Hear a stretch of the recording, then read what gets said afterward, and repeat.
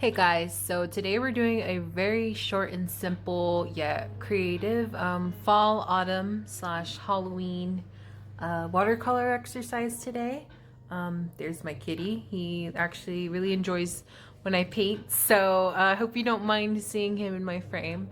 But the supplies are really simple for this project. We're going to be using three colors: red, yellow, and orange watercolor, and also a fresh glass of water. It could be from tap. Just use a reusable cup or jar that you don't normally drink out of. And also our paintbrush. And for those of you who need more assistance, a pencil.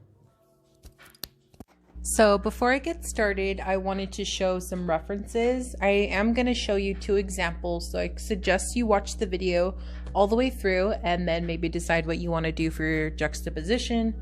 We're going to do a leaf design first, so I brought out these references. I know some of you have backyards that you can go and look at leaves and bring them inside so you can study.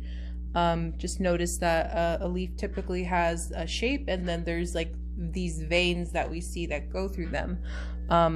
These are just some minor details to be aware of. And then maybe after that example, I'm going to show you some pumpkin designs or jack-o'-lantern designs if you guys want to be more Halloween themed, but I know not everyone celebrates Halloween, so we can also make this a fall project. So before we get started, we are going to use our pencil.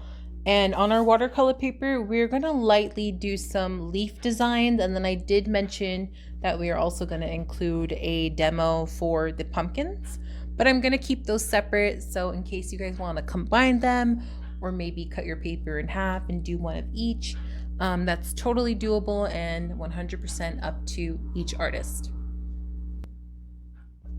So as we study the leaf shapes, fall leaves are typically, they're different shapes and sizes. So I'm going to start off with the line, and that's going to kind of be our middle vein to kind of size the leaf before we start drawing everything. Most leaves are symmetrical, but they're not perfect because, everything found in nature isn't 100% identical. So we're going to kind of just lightly sketch out a shape of a leaf, and if you think that this leaf is going to be maybe too difficult for you to paint later, then you can definitely do a more simple shape, which I will show you in a few moments as well.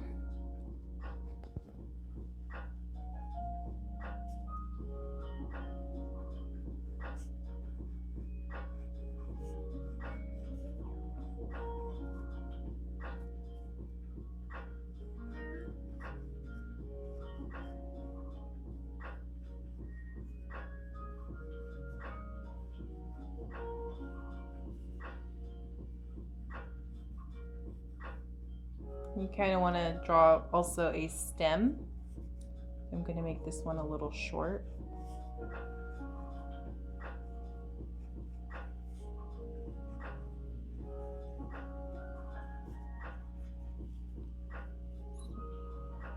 And then, like I mentioned before, these leaves kind of have these vein structures running through them. This is where they absorb their water.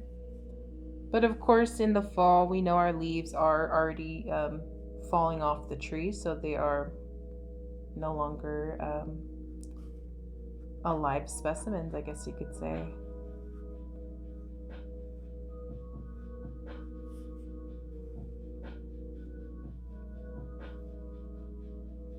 And again, it doesn't have to be perfect, and I am drawing pretty dark for you guys because I want you guys to see so that the camera picks up the details. Hopefully you guys can draw a little bit lighter than this, but regardless, the paint covers up most of it, and it's still okay to see pencil. I think it actually looks really nice. I'll show you a more simple shape of a leaf. It's more of like an oval. So we'll do the line. This could be maybe a longer stem, and then we'll just make it like an oval shape on both sides, and then just do some normal symmetrical veins that kind of give it a simple leaf shape. If you're more comfortable doing just those, that's fine. But if you want to do more of a shape like this, I would suggest maybe just studying the shape of the leaf. Like this one, I don't think is perfect, but you guys can try your best. And if you draw lightly enough, you can always erase and start over again.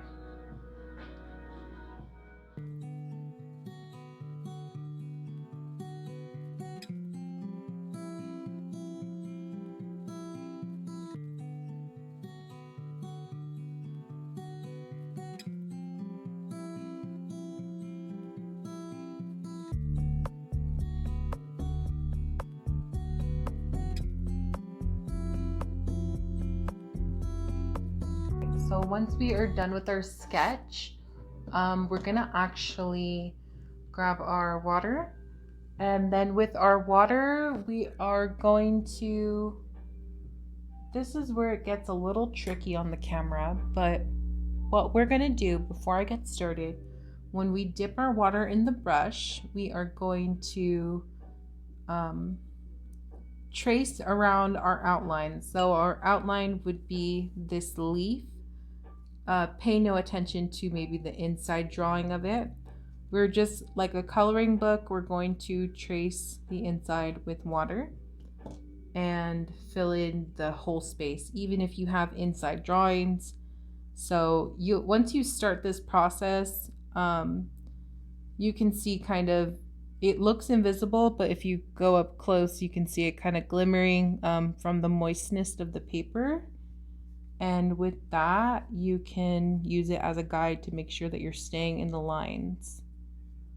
So if you feel like you need to slow down and take your time with this part, please go ahead and do so.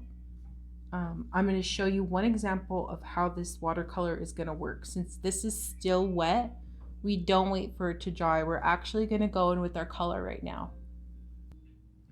So with these three colors, we are going to use any of the three we can start off with, and we can also mix, as you will see slowly. So I dipped it in orange right now, and then since it's still wet on the paper, I'm gonna lightly dab over where I was adding my water, and you kind of see the paint bleed through. Like the brush didn't do most of this work, it was just kind of the natural flow of where the water was. And if you want to change colors and go with a red or a yellow, we can just dab off our brush and dip it in the red or the yellow, whatever color you guys like. And you're going to see it also bleed through. You could continue this process until you think that your leaves are fully developed and complete. Obviously, the more paint you add, the darker the colors will appear. And even if you don't want to like play with it too much, I would just let it dry and then maybe move on to the next leaf. And with this brush, it's pretty great because it's also pretty flat and also wide. So from this angle, you can do fine lines, and then from this angle, you can do wider spaces like this. And the less you work with it, sometimes the better. And it's okay if you go out the lines too. You're still covering up surface, and eventually if you do want to paint the background, that's something that's up to you, or going with different colors or a different medium.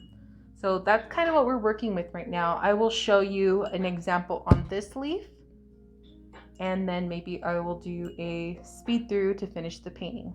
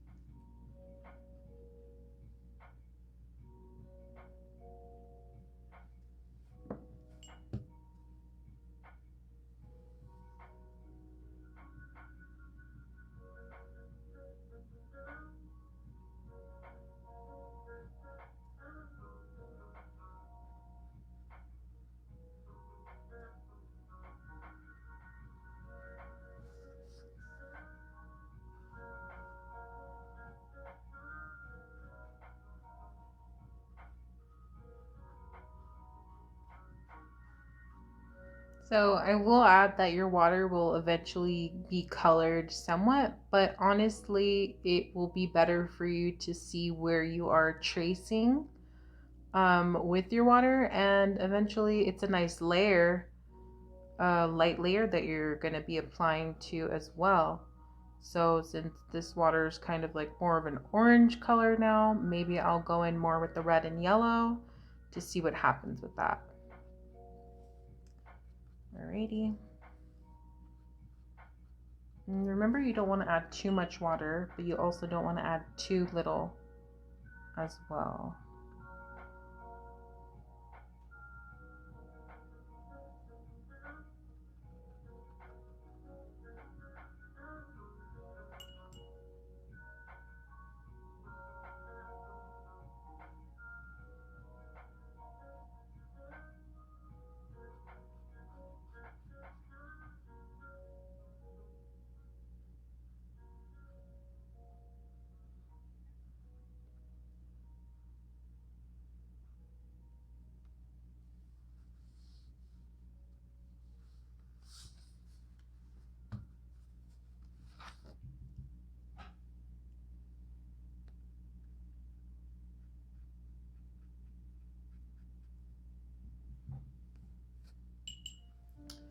So it is easy to let the yellow disappear.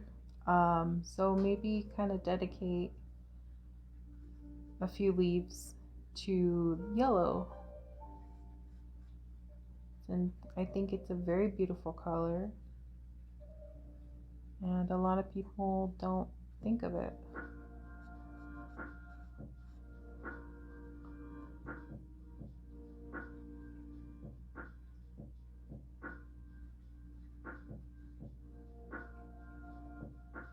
So yeah, the better you trace your lines with the water layer, the more easier it will be to fill in the shapes. So whereas this shape took longer, this shape was more simple, so it accepted the water at way better than the more intricate details, because it takes longer to paint, so it kind of dries out faster. So we can go ahead and do that with the other shapes.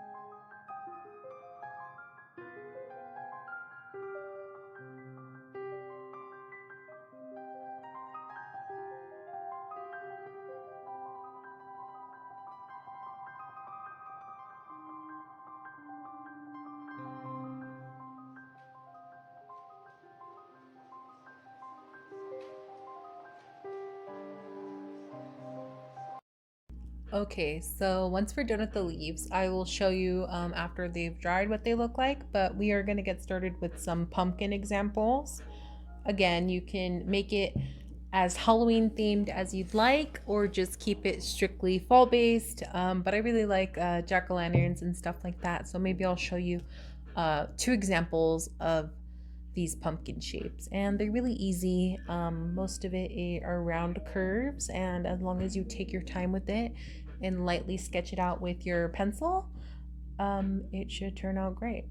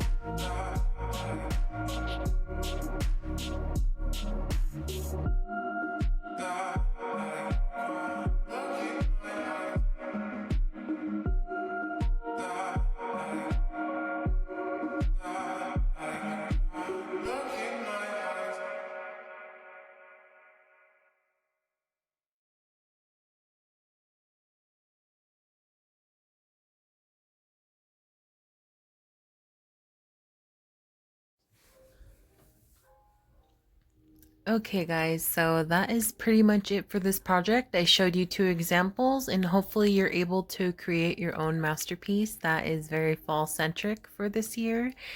I hope you all enjoyed and thank you again for watching.